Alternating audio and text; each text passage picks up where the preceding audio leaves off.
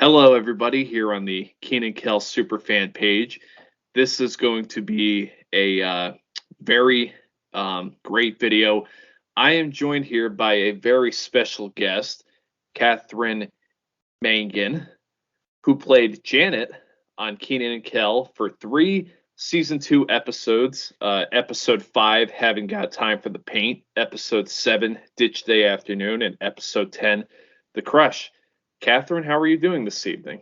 I'm wonderful. I am just so excited to have met you on Instagram and I just so excited to talk about the show and the past, the great memories. A lot of people definitely have very fond memories of the past, for certain. Yes. So, how did you get your role as Janet on Kenan and Kel? So I worked with a casting director in Orlando called Mullins Casting. And I went to high school right across the street, literally right across the street from Universal Studios.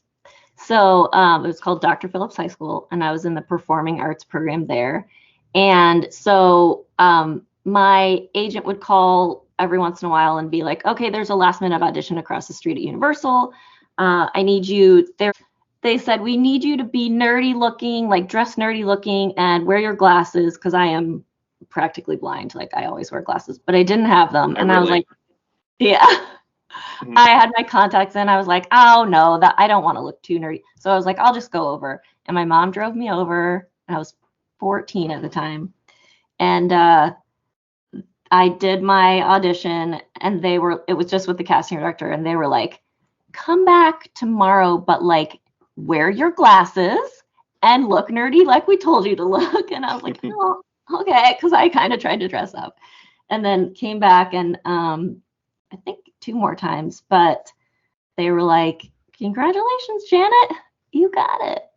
So I was just super lucky to be in that awesome performing arts program and just be there, every day right after school. We could just hop over and audition. It's kind of like a dream for people that love to perform. And we had talked before this interview about, I had asked how old you were, because I just had mentioned that I'm a nerd with the numbers, and I love stuff like that. I talked to Ken Forey about that. And you had a very interesting story about your 15th birthday. So would you mind sharing that with the people? Yeah, it's so funny because I never think about that. And then like when you were asking about the numbers, wait, first of all, Ken Forey does not age. It's not fair. That's go back and he's amazing looking and always has been. It's unreal. So I was 14 when we filmed the episodes with it was The Crush and then Ditch Day Afternoon with Kim Fields. So she was a guest director for those, which was like, what do you mean Tootie's gonna be my director? This is the coolest thing I've ever heard. So we filmed those, and then they went away to film Good Burger, I think, like over the summer, and came back. And my character wasn't even supposed to be, she was just supposed to be in that one episode. But then I got to know the Chris's, and they were like, we just love you, and we are going to write you back into things, which like blew my mind. So anyways, they brought me back for the Haven't Got Time for the Paint one. I think that was the one. Anyways, I was turning 15 that day that we were filming, and my mom always bakes a cake for me, no matter what year or what she's doing. And so she was like, you have to celebrate it. So she brought it in. And I don't even know if the guys knew my name, like, really. Then they were like, Janet, it's your birthday? This is freaking awesome. Like, and the crew and everybody just had a piece of cake. And like, I remember, I don't know why it sticks out, but I remember hearing Jonathan Taylor Thomas was in the building that day too. And I was like, oh my God, what if JTT comes and has a slice of my mom's cake? Like, this is amazing. I'm going to rule the world. But alas, I did not get to meet him. But yeah, it was just, I think that's a pretty cool way to celebrate 15. And it's wild because I'll be 40 in June, and I can remember it like it was yesterday. And just I feel so grateful to have had these kind of memories. And one thing that, I was even curious about, I'm not too sure. It almost looked like your character was wearing a wig. Was that a wig that you were wearing? No, it was not, but it was not how I do my hair. So Okay. it was like, let's see. So that was 95, 90. Oh my gosh. Wow, it's been 25 years.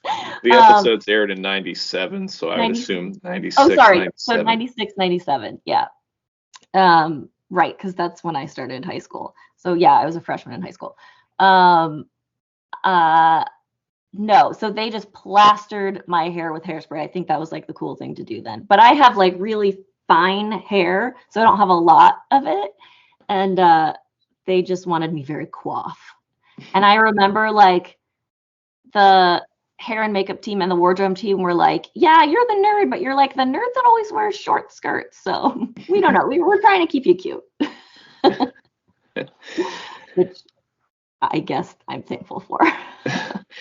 So, prior to you landing your role on Kenan Kel, I had done some research, and I had not seen any other acting jobs that you had done before. Was this like your first major acting gig that you got? Yeah, so I had been doing theater since I was little. I just loved the stage so much. But when we moved to Orlando, I was 11, and it was just so exciting. Well, my mom's not a stage mom by any means, but she was like, "This is your time," and so like got me headshots and all that stuff. But the first summer that I was there, they were filming Mickey Mouse Club at Disney, what was MGM Studios, and that was like Britney, Justin, Ryan Gosling, Christina Aguilera, that whole power team. And I went every weekend to go see them film in the studio audience with my best friend. And we like dressed up as much as we could and tried to get noticed and just try to be on camera as much as possible. It's hilarious. But that, looking back on that, I mean, oh my God, who got to see those kids at 12 and 13 years old? Like, it was amazing. So, but then when I got my agent in Florida, I didn't even have to audition. My first paid job was like a featured extra on Mickey Mouse Club. Well, MMC. And I was like, that's it. It's my 5 seconds of fame, and I made it. And I think I just flirted with Ryan Gosling, and like, this is the best day of my life. And so I'd done that, and then yeah, we did a lot of. My brother is 3.5 years younger, and we went to a lot of studio audience things and just soaked up Orlando like nobody else could. And yeah, and then I got this awesome audition. That's awesome. Yeah. Before, the audition and everything with Kenan and Kel, that role, were you familiar with them? Did you like watch them on TV? Like, oh, for sure. Yeah, we actually went to, I think it was 1 or 2 tapings of all that, because my house is also 4 minutes away from my high school and Universal. So it was just like what you did. And yeah, so we went to tapings of that and watched all that all the time. Loved that show because I was like, man, I think the people that really make it, like, forget winning an Oscar, you really make it if you're on SNL. And I was like, this is like SNL for kids. And lo and behold, look at Kenan now. But oh, and there was one, I was on an episode of Legends of the Hidden Temple. You probably don't know that show. I do. I am familiar with that show. You are? Okay. Yeah. I'm a big Nickelodeon nerd. I'm familiar with all the shows. Sweet. That's awesome. But yeah, I was a green monkey on that. And I thought I was so cool because you like had to take a history test and you had to like climb ropes and do pull-ups and stuff. And I was like, yeah, I did it. But in reality, like, I was Janet. from Kenan and Kel. Like, I am the ultimate nerd. So what was it like working with Kenan and Kel? How were they like on set, and how were, a lot of the cast on set? Oh my gosh, they were a family. 100%. And I wish I did not get to watch your interview with Ken, but I'm sure he said the same thing. I was only there for 3 episodes, but essentially I was there for 3 weeks at a time with them because we would rehearse all week and then we would film Thursdays and then in front of the studio audience on Friday. And the guys were just, they were already celebrities to me. So I was very shy. I still am such a closet introvert. But they just could not have been more kind and welcoming. Gosh, I can't remember her name now, but I'm sure you know her name, the little sister. Vanessa Baden. But yeah, she would just hug me every time she saw me and like snuggle me and just was like the sweet, like I was her, almost, it was like, oh, my sister, like my babysitter got here, like she was always so happy to see me, and they just made me feel so at home. And I mean, it's obviously no surprise that Kenan and Kell are two of the most talented people. I love obviously keeping up with Kenan, and he's a force to be reckoned with. And so I keep saying grateful, but I really, really mean that I'm so grateful to have been around his energy, and Kell as well, like just so handsome, so talented. Yeah, they were like the cool kids that you still fit in with. The thing that really struck me when I was watching those episodes that you were in is that, for someone who, just came on, auditioned, was just kind of learning everything, you were very natural at it. It didn't look like, you just got there, it looked like you had been there. Oh my gosh. That means a lot to me because I think it was The Crush, so the first one we filmed, but I was just in awe of Kim Fields, obviously. And we had rehearsed I can't even remember what line. Oh, no, it was Ditch Day Afternoon, because the line was, it's Kenan and Kel.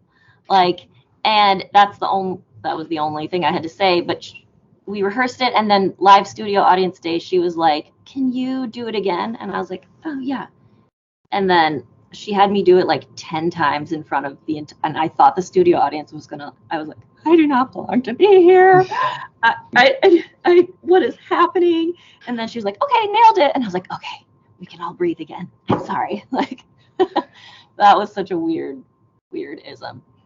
But yeah, thank you for saying that. Oh, you're welcome. And that's interesting because you had mentioned some of the later episodes that had aired as coming first prior to the ones that like the ones that were filmed later got aired before the ones that were filmed earlier. That's kind of I guess so. A different thing. Yeah, because but again, it was 25 years ago. So, but I think in my head, the way I remember it, we filmed The Crush, then we filmed Ditch Day Afternoon, and then Haven't Got Time for the Paint. That was the last one. And they flip-flop them for TV. It's just funny. Yeah. The one thing that I was grateful for, as well, was the fact that all 3 episodes that you were in made it on the Kenan and Kel Best of Seasons 1 and 2 DVD. So, did they really? I didn't even know that. Yeah, they did. Yeah, that's how I first found out about you, was buying this DVD. It had all your episodes, all of your appearances on there. That's so happy. I'll have to tell my mom that she still has the VHSs that like Universal would make from us and we'd get from their department. And she's like, I still have them. It's so great. I'm like, yeah, but nobody else has a VCR, Mom. So you can just watch it on YouTube. They're in pretty good quality. They're not like poor quality or anything, even though they're very, I guess older for technology. But going back to something that you had mentioned, the live studio audience in Orlando, how long like would it take like for tapings, like with the audience there, or like just, not there? Like, I'm just kind of trying to figure that one out. So we would, from what I remember, I It's can't believe okay. how long ago. Thursdays we would film for the majority of the day, and just take it slow and like do all the things several times. And then on Fridays, I believe the studio audience didn't come in until the afternoon. So either we came in a little bit later or we would just rehearse. But yeah, they didn't come in until later in the afternoons, because I remember having like a few friends come over from school to be in the audience. And like my brother came over when he was out of school with my mom. And yeah, it's funny watching some of the episodes, because you can see there was another girl that went to high school with me that was in the beginning of The Crush. That was one of the people in the audience that asked a question. And my brother's sitting, like he looks so little, sitting right next to her. And I'm just like, what a great moment in time. but yeah, so I would say like 3 or 4 hours we would film on a Friday. But yeah. Did you like do table reads at all? Yes. So the first day, like on Mondays, we would read through it once for sure, and just go over it and then just start rehearsing. And they had so much more material than I did, so there was a lot of sitting around for me. But that was my first time I got to experience craft services. And I mean, like when you have bowls of M&Ms, and I'm sure it's different now, but I was like, I was literally a kid in a candy shop. That's great. I had, talked to some of my friends, and I had kind of mentioned when I told them I was going to be interviewing you, that like, what's like a famous line, from her character that they, that resonated with them. And the one that was the most popular was when Kenan was giving you the $3, or Kell was giving you the $3 at the locker. Yeah. And you said, I think orange soda's icky, and then I think it's icky. and then Kell looked like he wanted to fight you. That one stuck with a lot of people. I probably had like 20 people say that was the one that stuck out the most. Really? I can still hear him in my head be like, you what now? You said what now? Yeah, they're awesome. I would have thought it would have been, it always rings in my head when I'm giving the book report for 45 minutes and it's like blah, blah, blah, blah. And that's why women better than men. Thank you. Because it's so ridiculous. So ridiculous. Can I ask you a question? Yeah, of course. So when was the first time you saw an episode of Kenan and Kel? And like, was it Nick at Night? Was it? No. The reason that I had found out, because the shows that I grew up with, kind of Kenan Kel definitely inspired my shows, like Drake and Josh and iCarly and all these kind of shows that came later on. And Amazon, which, it goes back to the DVD once again, Amazon's program was coming to an end. They had put the Burn on Demand DVDs out for a long time, and they were ending the program. So I did my research. I said, you know what? I better look into some of these DVDs before they're gone, because it's hard to get these shows. And I researched in Kenan and Kel. I'm like, I've always heard about them. I've always heard that they were, kind of the pre-Drake and Josh kind of buddy comedy tag team duos, I like to call them. Yeah. And I literally bought the DVD, not really having any knowledge of the show beforehand, put it in, and I was like, wow. Yeah, they're special. There's something about them. There always will be. I knew it then, when the first time I went to see them film all that, and they're just such a joy. But like, their timing is, and that is not easy. Sitcom timing is the hardest thing ever. I think, to me it is. But So I remember being in LA years after and taking a sitcom class and just like crying every night after the class, being like, how did I ever keep up with that? Like, did I say something that was funny, or was I just like did I stick out like a sore thumb? But yeah, they're really talented. Do you keep in touch with any of them anymore? I don't. So this is a funny story. I was about to leave LA. I moved to Knoxville, Tennessee, of all places, for a couple of months when I left LA in 2014, almost 2015. But like a couple of weeks before, it was Grammy week, and so I went to a Grammy party it was like a Lincoln Town Car Grammy party. You do weird things in LA, and everybody throws parties. But I went with my friend, and my friend owned this social, I guess it was like a social media. I don't know how to explain. I used to be able to pitch it so well, but it's called Puso Viral. And it would be like giant screens that would pull in all the tweets and like hashtags and tweets for the event. And I was looking at it, and I was being an admin for it, like just because I could. And we were walking around the party, and I saw Kell post something, and I was like by the car that I was just standing by, and I was like, oh my God, Kell Mitchell's here. Like, and I got so nervous, and I don't know why. And I was just like, and I like hid behind, but I'm like, there's no way he would recognize who I am. But I hadn't thought about him in so long. And then I never went to say hi. I totally should have. I'm sure he would have remembered me. I'm sure he wouldn't have remembered my name, but I bet he would have remembered Janet. And I bought something off his website like after that on Instagram and just started following him. But yeah. Isn't that funny? Years later, you get so nervous you can't say hi to someone you worked with. That's funny. I can, if it's okay if I could just tell a quick story about Kell. He had a ask a question option on his Instagram stories, one time from like, I don't know, maybe almost a year ago, something like that.